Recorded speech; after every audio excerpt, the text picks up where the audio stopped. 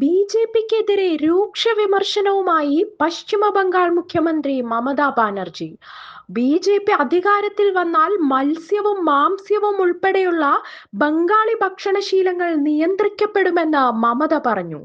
ഞായറാഴ്ച പുരുലിയയിൽ നടന്ന തെരഞ്ഞെടുപ്പ് റാലിയിലായിരുന്നു രൂക്ഷ വിമർശനം. നിങ്ങൾക്ക് മത്സ്യം, മാംസ്യം, മുട്ട എന്നിവ കഴിക്കാൻ കഴിയില്ലെന്നാണ് ബി.ജെ.പി പറയുന്നത്.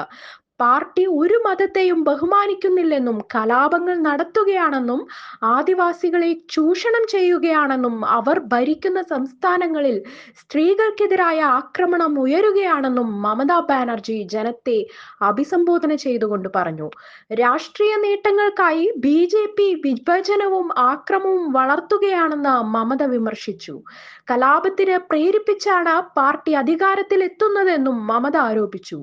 ബി.ജെ.പി ഭരിക്കുന്ന സംസ്ഥാനങ്ങളിൽ ആദിവാസികൾക്കും സ്ത്രീകൾക്കും നേരെയുള്ള ആക്രമണങ്ങൾ കൂടുതലാണ്. സംസ്ഥാനത്തിന് പുറത്തുള്ള ബംഗാളി സംസാരിക്കുന്ന ആളുകളുടെ സുരക്ഷയെക്കുറിച്ചും അവർ ആശങ്ക പ്രകടിപ്പിച്ചു. ബംഗാളി സംസാരിക്കുന്ന ഞങ്ങളുടെ ആളുകൾ മറ്റ് സംസ്ഥാനങ്ങളിൽ ആക്രമിക്കപ്പെടുന്നു. ഞങ്ങൾ ആരെയും അടിച്ചമർത്തുന്നില്ല, അവർ പറഞ്ഞു. അതേസമയം നിയമസഭാ തെരഞ്ഞെടുപ്പ് നടക്കാനിരിക്കെ പശ്ചിമ ബംഗാളിൽ പോലീസുകാർക്ക് സ്ഥലം മാറ്റം. തെരഞ്ഞെടുപ്പ് കമ്മീഷനാണ് സ്ഥലം മാറ്റിയത്. പോലീസ് സ്റ്റേഷനുകളുടെ ചുമതലയുള്ള 173 പോലീസ് ഉദ്യോഗസ്ഥരെയാണ് സ്ഥലം മാറ്റിയത്. സ്വതന്ത്രവും നീതിയുക്തവുമായ തെരഞ്ഞെടുപ്പ് ലക്ഷ്യം വെച്ചാണ് സ്ഥലം മാറ്റ നടപടിയെന്നാണ് കമ്മീഷൻ പറയുന്നത്.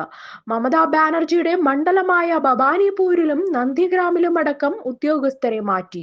കൂച്ച് ബെഹാർ, മാൽഡ, മുർഷിദാബാദ്, ബിർഭൂം, പശ്ചി മേദിനിപൂർ, ഹൗറ, നോർത്ത് സൗത്ത് 24 പർഗനാസ് എന്നിവിടങ്ങളിലെ ഉദ്യോഗസ്ഥരെയാണ് മാറ്റിയത്.